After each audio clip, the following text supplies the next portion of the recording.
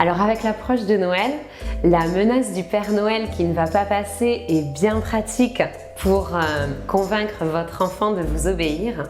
Mais quel est justement l'impact de ces phrases qui paraissent anodines sur le développement de votre enfant et comment faire pour les remplacer et être tout de même écouté?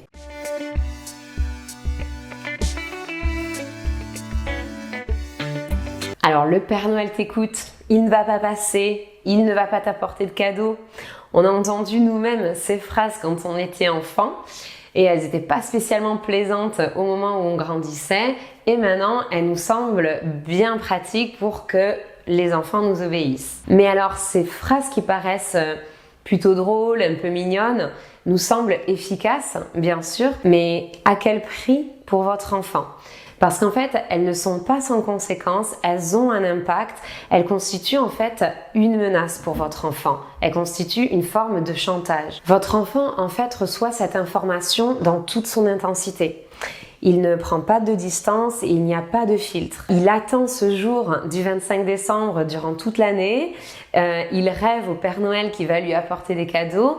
Et toute cette attente, tous ces espoirs sont mis un peu en suspens, sont pris en otage parce que là, eh bien, il se retrouve menacé parce qu'il ne vous écoute pas. Le chantage du Père Noël est donc une forme de menace. Et comme toutes les menaces, elle crée du stress, elle crée de la peur et votre enfant n'est pas en âge de savoir gérer encore ce stress et cette peur. Votre enfant est en cours de développement, son cerveau est en train de se former et il n'a pas encore les outils physiologiques pour pouvoir gérer ce stress, pour pouvoir gérer une peur ou une forte émotion. Cela peut entraîner un blocage au niveau de la formation de nouveaux neurones, peut entraîner une grosse forme d'angoisse, peut empêcher un sommeil réparateur et à forte dose peut même entraîner la destruction de certains neurones.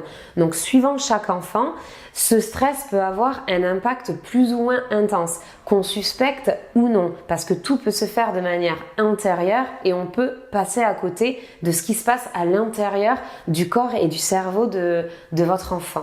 Et je vous invite d'ailleurs à regarder, si vous n'en avez pas encore eu l'occasion, ma vidéo justement qui parle du développement du cerveau de l'enfant et l'impact du stress sur sa croissance. Donc tout ça, c'est ce qu'on veut éviter en fait. On n'a pas forcément besoin et envie de créer un univers basé sur la peur, mais au contraire, on va avoir envie de créer un environnement serein et propice au bon développement du cerveau de votre enfant. Donc une atmosphère calme, une atmosphère douce, chaleureuse, plutôt tranquille. Et puis par ailleurs, en utilisant ce genre de menace, ce genre de chantage, on habitue votre enfant à obéir ou à écouter parce que sinon, il y a cette sanction du Père Noël qui va tomber. Cette sanction de je vais pas avoir de cadeau, je vais pas avoir ma récompense. On a plutôt envie en fait de développer sa compréhension sur le pourquoi du comment. Pourquoi est-ce qu'on ne va pas mettre de l'eau partout? Pourquoi est-ce qu'on ne va pas jeter ses petits pois partout? On a plutôt envie de l'inviter petit à petit à développer une compréhension de son monde, une compréhension des règles intelligentes, plutôt que de développer son esprit de soumission. Également, lorsque votre enfant découvrira que le Père Noël n'existe pas, il sentira de nouveau là que ce stress accumulé n'aura pas été nécessaire, puisque de toute façon, le Père Noël n'existait pas. Même si cette menace a un impact important sur le développement de votre enfant, elle s'avère tout de même parfois efficace pour qu'il vous écoute. Et notamment avec l'excitation de Noël, je suis certaine que c'est parfois plus difficile de vous faire entendre en fait auprès de votre enfant. Alors je vais vous donner là des stratégies, des pistes concrètes à mettre en place pour vous faire écouter. Alors une première astuce, prévenez-le en avance d'une transition. Donc c'est le moment de ranger les jouets par exemple et votre enfant n'est vraiment pas prêt à passer à une autre activité ou à ranger ce qu'il est en train de faire. Et selon son degré de fatigue, ça peut vite partir en crise et en larmes. Alors, l'astuce consiste à le prévenir peut-être 10 minutes en avance pour le préparer tout simplement à gérer le passage à une autre activité et à gérer sa frustration. Donc, il va pouvoir s'habituer à l'idée qu'il va falloir passer à autre chose et donner lui-même peut-être un chronomètre. C'est c'est idéal, c'est encore mieux pour qu'il puisse visualiser le temps qui lui reste et pour qu'il puisse s'y préparer en fait. Cela évitera des larmes, des scènes de crise, et lorsque cette astuce est utilisée régulièrement, elle est vraiment adoptée par l'enfant qui va apprécier justement de pouvoir gérer la transition plus facilement. Ma deuxième astuce est de parler à votre enfant de l'organisation de la journée. Alors l'idéal est déjà de mettre en place une routine de la journée et peut-être de la matérialiser, de l'accrocher sur le frigo ou dans sa chambre, sur laquelle en fait il puisse visualiser ce qu'on fait en premier, ce qu'on fait en deuxième, etc. Une routine de base. Par exemple, on va commencer par le déjeuner, puis ensuite on va se laver les dents, et puis s'habiller, ensuite ça va être le départ pour l'école, etc. De lister peut-être avec des photos ou des petites images qu'on peut imprimer sur internet, ou juste des mots si votre enfant sait lire, mais pour qu'il puisse petit à petit mieux se repérer dans la routine de sa journée. Ça va lui permettre de mieux l'accepter, de mieux l'apprivoiser, cette routine-là. Et particulièrement si vous avez une journée chargée, parlez-lui-en dès le matin en fait.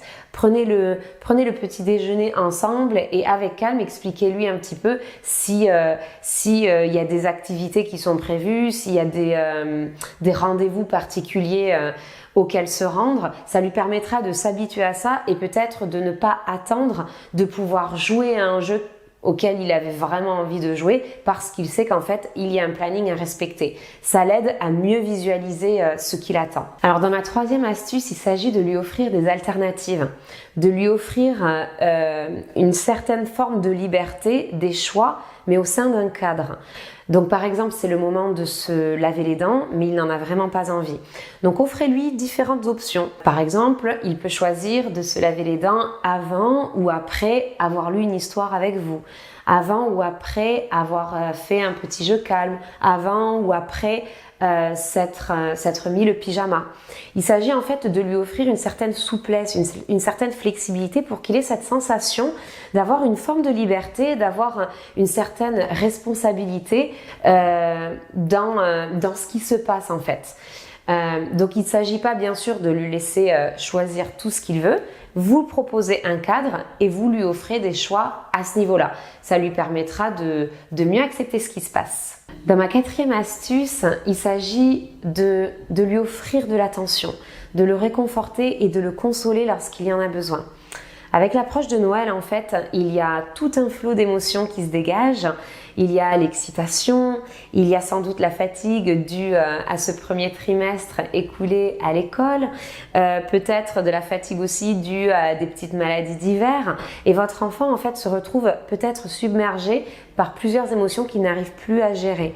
Et dans ce cas-là, en fait, lorsqu'il se sent submergé, c'est la crise, c'est les grosses colères, c'est les larmes. Donc pour éviter ça, il s'agit à un moment donné de se poser, de ralentir un petit peu le rythme, de prendre le temps de discuter avec lui, de raconter des histoires, de se parler, de faire des câlins, de le cajoler le plus possible et de lui dire que vous l'aimez quoi qu'il fasse et quoi qu'il dise. Il a besoin de l'entendre pour sentir que même s'il fait des bêtises de temps en temps, même s'il repousse les limites, vous le regarderez toujours avec tendresse et votre amour restera là de manière inconditionnelle. Ce sont des astuces qui vont le réconforter et qui vont permettre de faire descendre l'excitation, de faire descendre le niveau de stress et d'angoisse. Extrêmement important. Vous avez la sensation que quoi qu'il se passe, tout entre par une oreille et ressort par l'autre. Je vous invite à regarder ma vidéo qui s'intitule « Mon enfant ne m'écoute pas » dans laquelle je vous donne des pistes concrètes et il y a même un document à télécharger gratuitement